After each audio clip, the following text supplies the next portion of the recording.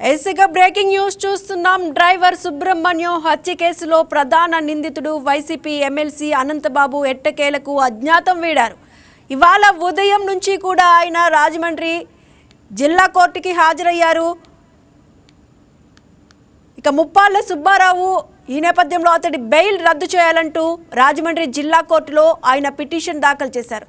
దీనిపై ఈరోజు విచారణ ఉండడంతో అనంతబాబు కోర్టులో హాజరయ్యారు.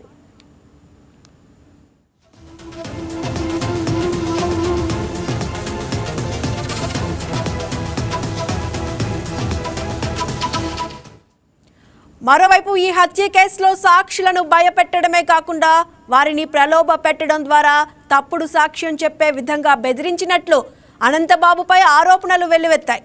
ఈ నేపథ్యంలో కాకినాడలోని సర్పవరం పోలీస్ స్టేషన్లో అనంతబాబుపై కేసు నమోదైన సంగతి తెలిసిందే. వైసీపీ ఎమ్మెల్సీ అనంతబాబును వెంటనే అరెస్ట్ చేయాలంటూ దళిత సంఘాలు రాష్ట్ర వ్యాప్తంగా నిరసనలు, ఆందోళనలు చేపట్టాయి.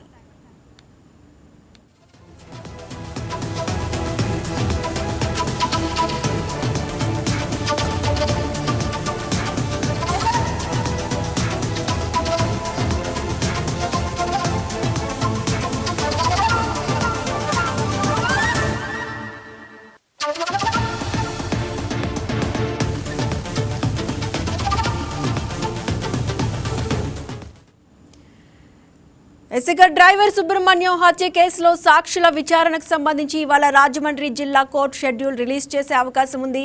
దేశవ్యాప్తంగా సంచలనం సృష్టించిన సుబ్రహ్మణ్యం హత్య కేసుకు సంబంధించి నవంబర్ 30 లోపు తుది తీర్పు ఇవ్వాలని సుప్రీంకోర్టు ఇప్పటికే ఆదేశించింది. ఇదే అంశానికి సంబంధించి మరింత సమాచారాన్ని మా తూర్పుగోదావరి జిల్లా కరెస్పాండెంట్ వర్మ అందిస్తారు. వర్మ, డ్రైవర్ సుబ్రహ్మణ్యం హత్య కేసులో అయితే ప్రధాన నిందితుడు వైసీపీ ఎమ్మెల్సీ అనంతబాబు ఎట్టకేలకు అజ్ఞాతం వీడినట్టు తెలుస్తోంది. లేటెస్ట్ అప్డేట్ ఏంటి?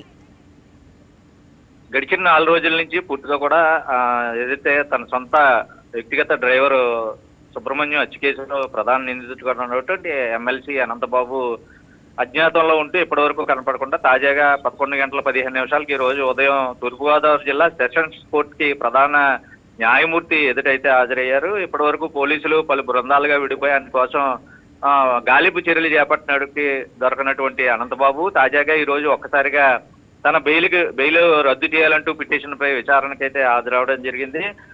దీంతో ఒకసారిగా మళ్ళీ ఈ కేసుకు సంబంధించి ప్రాధాన్యం అయితే సంతరించుకుందని చెప్పాలి. డ్రైవర్ సుబ్రహ్మణ్యం హత్య కేసుతో సంబంధం ఉన్న ఈ వ్యవహారంలో తాజాగా కీలక పరిణామాలు కూడా చోటు చేసుకుంటున్నాయి. ఏదైతే ఈ రోజు జరిగిన విచారణకు ఈ అనంతబాబు రాజమండ్రి కోర్టుకు హాజరవడం, ఈ సందర్భంగా ఆయనకి ఏదైతే గతంలో మంజూరైన బెయిల్ రద్దు చేయాలంటూ ఏదైతే దాఖలు చేశారో ఆ పిటిషన్ పై విచారణ కూడా చేసింది. పిటిషన్ లో ముఖ్యంగా సాక్షులను బెదిరించారని ఆరోపణలను ప్రస్తావించడం ప్రధాన అంశంగా అయితే మనం చూడాలి.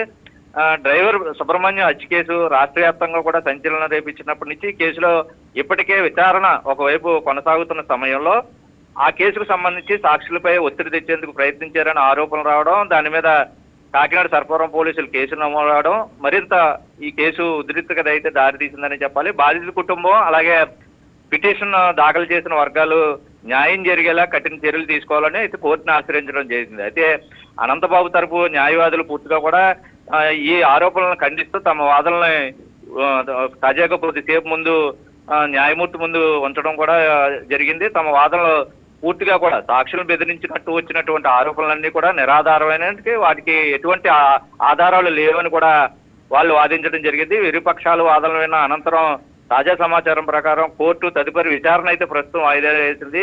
అయితే ఈ కేసుకు సంబంధించి రాబోయే రోజులు ఎలా ఉండబోతున్నాయి, ముఖ్యంగా ఈ కేసుకు సంబంధించి విచారణకే పూర్తిగా కూడా పోలీసులు అరెస్ట్ చేయడానికి వెళితే ఈయన పరారవడం, తాజాగా ఈ కేసు విచారణ కోర్టుకు రాయితే అప్పటికప్పుడే ప్రత్యక్షం అవడం, కోర్టుగా వెనక సెషన్స్ కోర్టు వెనక గేట్ నుంచి ఒక్కసారిగా తన భార్యతో కలిసి కోర్టు లోపలికి వెళ్ళిపోయిన పరిస్థితుల్లో పోలీసులు బయట అయితే ప్రస్తుతం ముమ్మరంగా కోర్టు బయటే ఉన్నారు. మరి ఈ కేసు తర్వాత విచారణకు సంబంధించి కోర్టు వాయిదా వేసింది. అయితే దీనికి సంబంధించినంత వరకు పోలీసులు మరి అరెస్ట్ చేస్తారా లేదని ప్రస్తుతం అనంతబాబు కోర్టు లోపలే ఉన్నారు.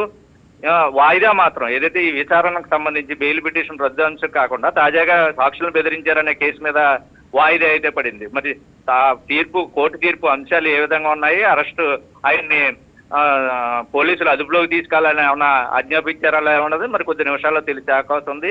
ఏదేమైనా ప్రస్తుతం ఈ కేసు తదుపరి దశలో ఎలాంటి పరిణామాలు చోటు చేసుకుంటాయన్నది రాష్ట్ర వ్యాప్తంగా ఆసక్తిగా మారిన పరిస్థితులు అయితే కనపడుతున్నాయి. తాజాగా పోలీసులు అయితే అదుపులోకి తీసుకునే అవకాశాలే ఎక్కువగా ఉన్నాయి. ఎందుకంటే వాళ్ళు విచారణకే ఆదేశిస్తే కోర్టుని వీళ్ళు ప్రత్యేకించి మళ్ళీ విచారణ చేసే అవకాశం ఉంది. పోలీసులు ఒక 2 రోజుల పాటు విచారణకి కోరే అవకాశం కూడా లేకపోలేదు. ఈ కేసుకి సంబంధించి సాక్షులు బెదిరించారంటే తమ దగ్గర పోలీసులు ఇప్పటికే సేకరించిన ఆధారాలని ఎదురుపెట్టి ప్రత్యేకించి తన విచారణ చేస్తారు. ఖచ్చితంగా అదుపులోకి తీసుకునే అవకాశాలు అయితే కనపడుతూ ఉన్నాయి సుష్మా. ఎస్, అయితే ఇటు అనంతబాబు తరపు లాయర్లు ఏమంటున్నారు, వారు ఏ విధంగా వాదించే అవకాశం ఉంది? ముఖ్యంగా బాధితుల తరపు నుంచి సాక్షులను బెదిరించారన్న వాళ్ళ వైపు నుంచి పబ్లిక్ ప్రాసిక్యూటర్ ముప్పాల సుబ్బారావు తమ వాదనలు పూర్తిగా కూడా, ఎందుకంటే గతంలో కేసు నడుస్తోంది, బెయిల్ పై ఉన్నారు, అయినా సరే సుప్రీంకోర్టు ఆదేశాలు నిబంధనలు తొంగలో దొక్కి వాటికి వ్యతిరేకంగా ప్రవర్తించారు. అంటే ప్రలోభ పెట్టడం, అంటే డబ్బులు ఇచ్చే వాళ్ళని ప్రలోభ పెట్టడం, బెదిరింపులకు గురి చేయడం, వాళ్ళని పూర్తిగా కూడా ఏమార్చి బెదిరింపులకు పాల్పడడం కూడా ఈ సుప్రీంకోర్టు ఆదేశాలు గైడ్ లైన్స్ ప్రకారం పూర్తిగా వ్యతిరేకం. దానికి సంబంధించి సాక్షులే స్వయంగా వచ్చి స్టేట్మెంట్ రికార్డ్ చేసిన నేపథ్యంలో, అది కూడా పోలీసులు స్వయంగా రికార్డ్ చేసిన స్టేట్మెంటు, ఆ స్టేట్మెంటు జడ్జి ముందు కూడా సమర్పించడం అయితే జరిగింది. అయితే ఇది పరిశీలించిన తర్వాత ఏదైతే అనంతబాబు తరపు న్యాయవాదులు కూడా ఇది అంతా ఆధారాలు ఉంటే సమర్పించాలి, ఓన్లీ పిటిషన్ వేస్తే సరిపోదు అని దీన్ని తాత్సారం చేయడానికి ప్రయత్నించినట్లుగా అయితే తెలుస్తోంది. అయితే అవి చూసి మళ్ళీ కేసు విచారణ చేపట్టాలి అంటే కొంత టైం అవసరం అవుతుంది. కాబట్టి ఈ పునఃపరిశీలించుకోవడానికి అవకాశం ఇవ్వాలని కూడా వాళ్ళు కోరినట్టుగా తెలుస్తోంది.